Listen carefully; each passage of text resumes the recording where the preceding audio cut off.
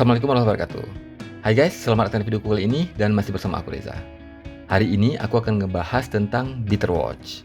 Nah, jadi guys, kita mungkin sering banget ngedengar istilah Better Watch. Ada beberapa pemahaman yang berbeda soal Better Watch ini. Jadi, karena Better Watch sering dipakai di lapangan, maka ada terbentuk stigma kalau Better Watch itu sama dengan Field Watch. Apa benar? Kalau menurut aku sih belum tentu ya. Jadi, kalau menurut aku nih ya, syarat utama jam dikatakan Better Watch itu adalah harganya, yang mana harganya harus super terjangkau. Aku nggak bilang murah ya, karena murah itu relatif. Yang aku maksud dengan super terjangkau, ini adalah harga jamnya itu harus di kisaran di mana kita bisa beli jamnya kapan aja, nggak perlu kita nabung dulu. Dan juga harga jamnya itu nggak bikin kita sampai stres bahkan nangis ketika misalnya jamnya rusak. Nah, makanya batasan harga Better Watch ini berbeda-beda untuk tiap orang. Bisa dibilang tergantung dengan income dan living cost-nya. Kalau aku nih ya, matokin harga untuk jam buat dikategorikan sebagai Better Watch itu adalah jam-jam yang harganya di bawah 35 euro. Untuk kondisi di mana posisiku sekarang ini sedang di Jerman. Jadi mempertimbangkan income dan living cost di sini. Sebagai contoh adalah semua jam yang ada di depan kita ini, kalau berdasarkan harga, ini masuk kategori Better Watch untuk aku. Tapi guys, penting banget untuk diingat, ini nggak applicable untuk dirupiahkan ya 35 euro tadi. Karena alasan pertama, itu perbedaan income dan living cost untuk tiap negara. Beda income dan living cost untuk Jerman, Indonesia, Amerika, Inggris, Jepang, pokoknya beda semuanya. Jadi, kalau misalnya nih, posisi aku sedang di Indonesia, dan dengan income dan living cost standar di Indonesia, pasti harga Better Watch standar aku tuh tentu aja bukan 35 euro.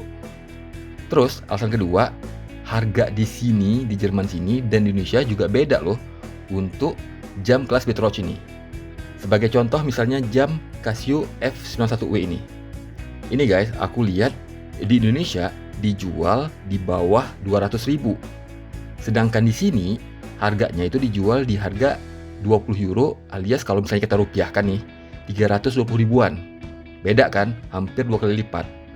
Makanya aku bilang tadi, standar 35 euro itu aku nggak bisa konversikan ke rupiah. Terus, ada juga aku lihat seorang watch enthusiast dari negara maju nih, yang mana mungkin income-nya gede, dia ngedefine Better Watch itu seharga 500 US dollar. Ya sah-sah aja, mungkin memang income dia gede, dan dengan living cost yang tercover. Nah, like I said, beda tiap-tiap orang dan tiap-tiap negara. Intinya, harganya itu ideal apabila kita bisa keluarin uang segitu kapan aja. Nggak sampai mengganggu dapur, nggak sampai ngebul, apalagi sampai ngutang. Nah, kalau gitu kasusnya, itu bukan Better Watch. Contoh lain, ini adalah jam Casio Duro ini. Casio Duro yang MDV 107. Nah, banyak yang bilang jam dengan harga 60-an dolar ini sebagai Better Watch. Tapi guys, untuk aku enggak.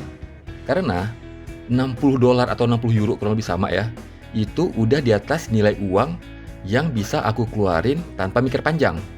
Jadi 60 euro hilang itu gede buat aku. Sedangkan mungkin bagi orang lain, wah 60 euro nggak ada apa-apanya gitu.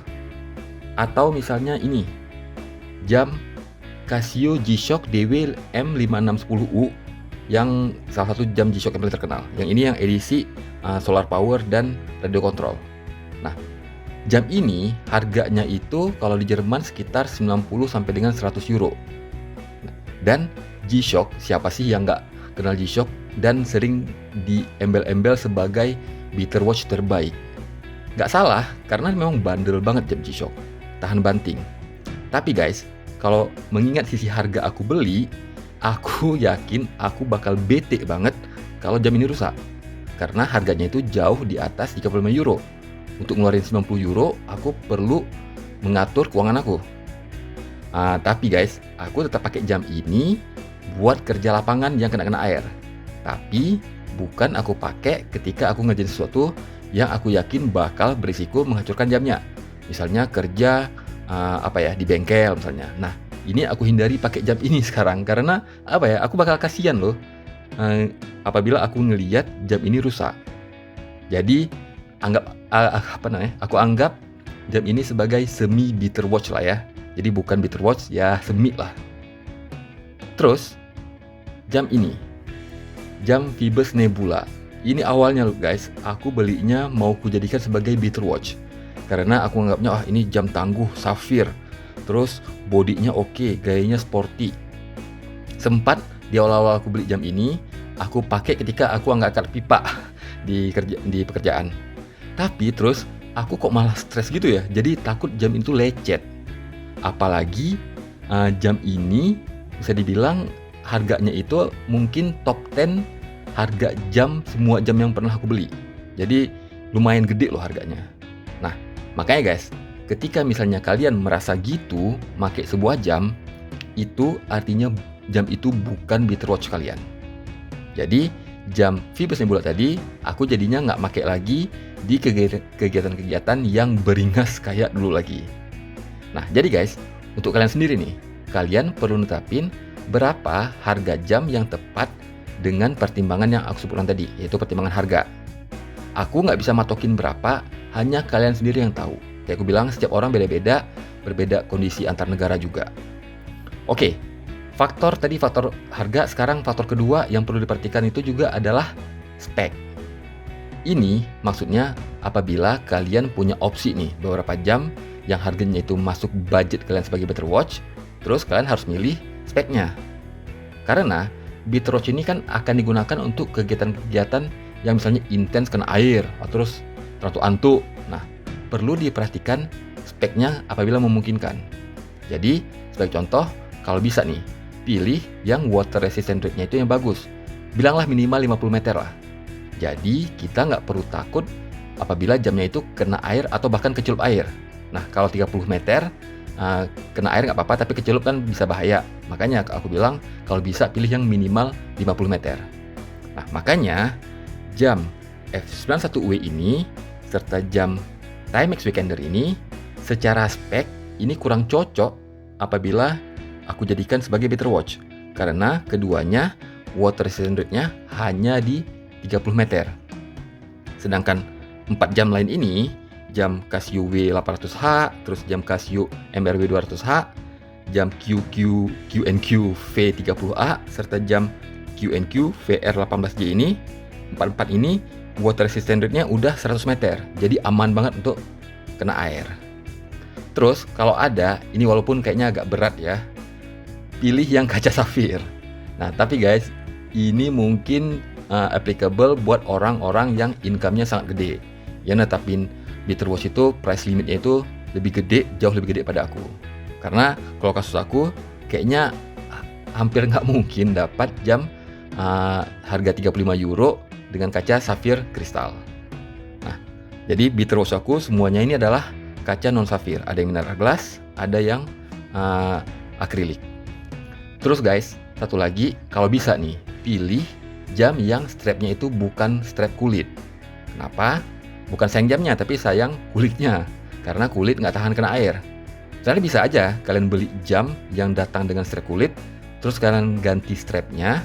Tapi guys, otomatis cost-nya kan nambah lagi kan? Karena kalian harus membeli strap tambahan, misalnya strap silikon.